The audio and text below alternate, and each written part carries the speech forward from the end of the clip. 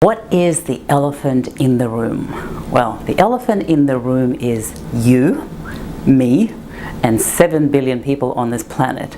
We are the elephants in the room, which is we're all biochemically unique. We're like same, but different.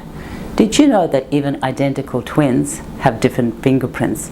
So that is how unique we are. And when it comes to following a nutrition plan or anything like training, even taking medications, it makes sense to identify biochemical individuality. And I'll explain why throughout this video. Now, biochemical individuality is not a new thing. It's been around for at least 5,000 years. Started with Ayurveda, the science of the universe.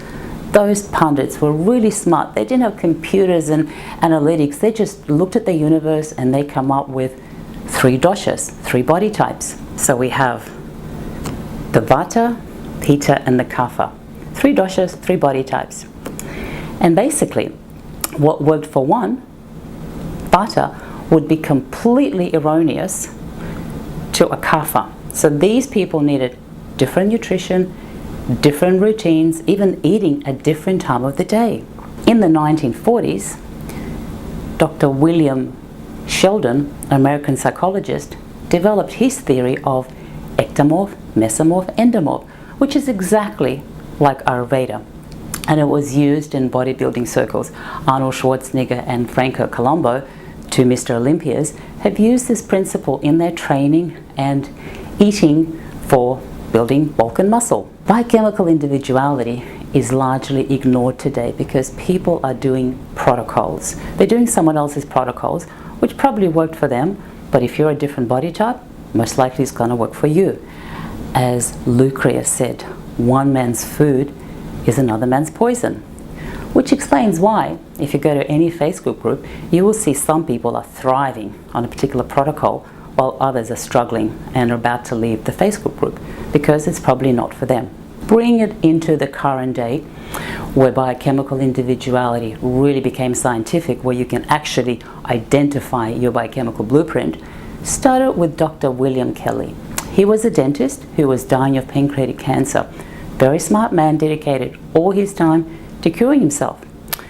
He found out that there are 10 autonomic types. Now, autonomic nervous system is a branch of the nervous system that deals with digestion, relaxation, stress, alert, and it's pretty much where cancer happens.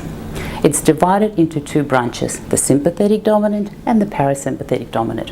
And so the 10 autonomic types cover the whole range. At one extreme, you have the sympathetic dominant, which thrive on a vegan, high-raw diet, which explains why there's many people that actually really do well on a vegan diet.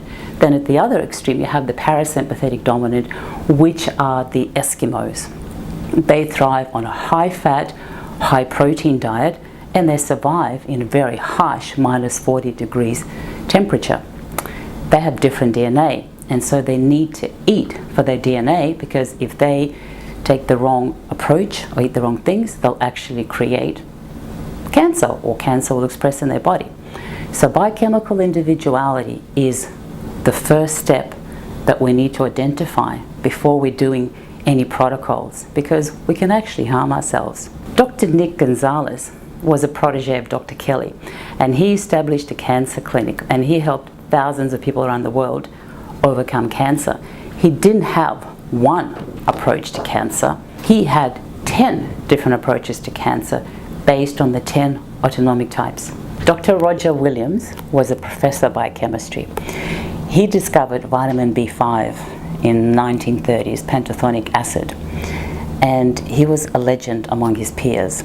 When he went through surgery and was given morphine, instead of feeling sedate and relaxed, he actually felt hyper, and that was strange to him. So he asked questions of why he had a different reaction to what was considered normal, and the medical staff said it was just an idiosyncraticity. Because he was curious, he did not take that, and so he investigated and realized that we have biochemical individuality, and drugs, medication, behave differently in different people. So when he wrote the book in 1956, it was largely ignored. No one wanted to know about that. Another hero around the same time in the 60s Dr. George Watson was a psychologist, PhD, who actually did a lot of research on the mind, nutrition and your mind. If you can read that book, it opens up a whole new world. Now, he treated people with personality disorders, bipolar, obsessive compulsive behaviors, even couples who are on the verge of breakdown. So fascinating. And he identified 2 different types that needed completely different nutrition, even different supplements. This is how unique we are. If we're putting the wrong fuel into our body, think of a Porsche. A Porsche will run on diesel. It'll go from one place to another, but as soon as it gets there, it's going to need a service. It's going to wear out. It's like us. If we're putting the wrong fuel in our body for years and years, we are going to have genetic expressions. We are going to have symptoms. Of course, we're going to have even labels down the track. So it makes sense to invest some time, money, and focus into identifying your biochemical blueprint, because when you are following it, there's a sign that you're actually getting better. You feel better. Your energy is building slowly over time, and you're not suffering the symptoms of brain fog, fatigue, low blood sugar level, which are actually serious in themselves. So if you resonate with this and you'd like more information, please click the link with this video for a free 30-minute consultation where we can explore how you can find out your biochemical blueprint so you can stop following protocols that are probably not working for you.